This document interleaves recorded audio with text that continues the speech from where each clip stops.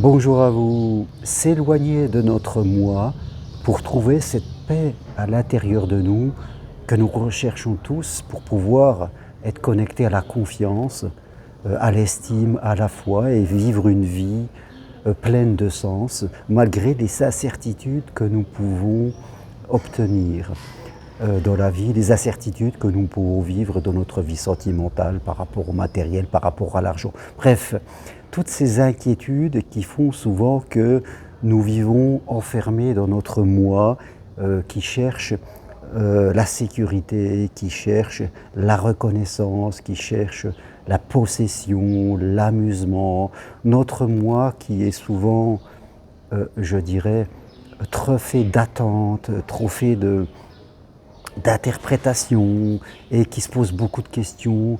Notre moi qui, fin de compte, est souvent insatisfait.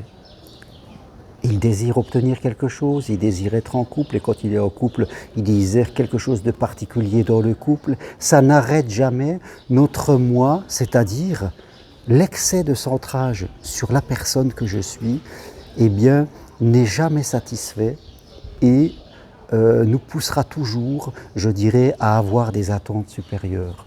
Et toujours vivre avec des attentes, eh bien, c'est ne jamais, fait compte, trouver cette paix intérieure. Quand nous sommes trop connectés à notre moi, à notre ego, eh bien, nous ne pouvons jamais atteindre la paix intérieure que nous recherchons tous. La paix intérieure nous demande de nous déconnecter de notre moi pour nous connecter à notre soi, comme on dirait, à quelque chose aussi de plus grand que nous. Parce que le soi est au service. Le soi est dans la foi.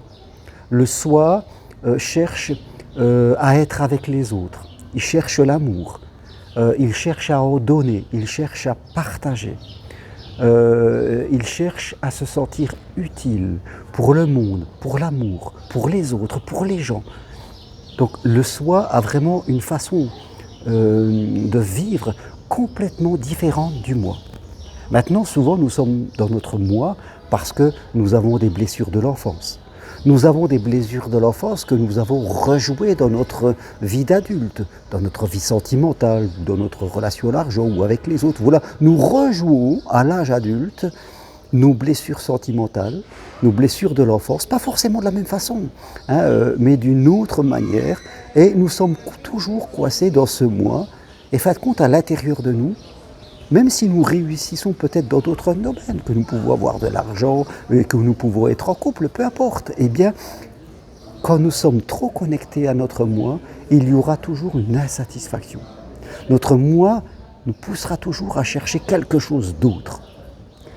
Et on peut venir dans la spiritualité, connecté avec son moi, et, en fin de compte, on cherche quelque chose, on cherche une élévation qu'on trouve jamais, parce que quand on est dans le soi, eh bien, on revient à une simplicité.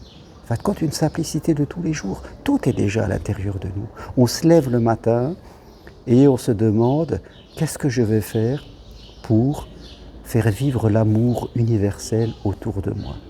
Aller voir les gens, leur discuter, les aimer, les apprécier, leur montrer de l'intérêt. Même ceux qui ont l'air d'être perdus dans leur moi et qui sont sur la défensive et qui me jugent. J'ai construit cette force intérieure qui fait que je peux être avec des gens qui pensent différemment de moi, qui vont avoir des jugements même sur ce que je dis, mais peu importe, je ne le prends pas personnellement. Le soi ne prend jamais les choses personnellement. Là où le moi les prend très personnellement. Il est très réactif, très défensif, avec beaucoup de jugement. Et si quelqu'un juge notre moi, vous pouvez être sûr qu'il va répondre par un jugement, voire une agression. Donc, quand on est dans le moi, on ne pourra jamais être en paix et jamais dans une vraie confiance.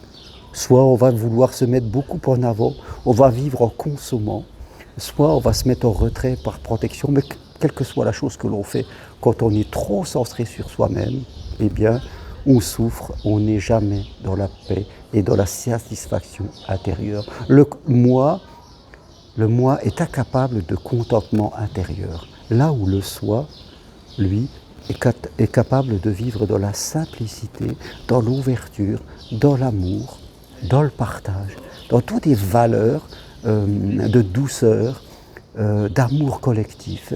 Le soi est vraiment à un autre niveau.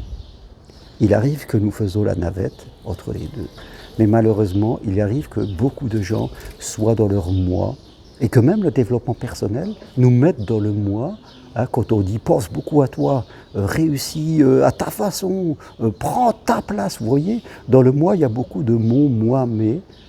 Alors c'est bien un petit peu, mais quand il n'y a que ça, eh bien, on n'est jamais satisfait et on est toujours dans une sorte de souffrance qu'on essaye de combler, mais le moi ne peut pas combler la souffrance, vous voyez. C'est comme le tabac. Le tabac, on dit, il crée le calme comme une addiction, mais en même temps, il crée le manque de calme. Donc il faut que je fume pour calmer. Et après, il faut que je fume 2 cigarettes, et après 3, et ainsi de suite, vous voyez. C'est un peu le principe d'une addiction. Et quand on est connecté au moi, on est un peu dans une addiction. On n'arrive jamais à trouver cette paix intérieure. Alors demandez-vous, où est-ce que je suis moi? Est-ce que je suis dans mon moi ou trop dans mon soi? Si je souffre, c'est que je suis forcément dans le moi. Si j'ai des frustrations, des attentes, des colères, des tristesses, il y a de grandes chances pour que je sois dans le moi. Donc voilà, le but, c'est tout doucement de choisir de vous éloigner de votre moi, de faire votre métanoïa, votre retournement de conscience.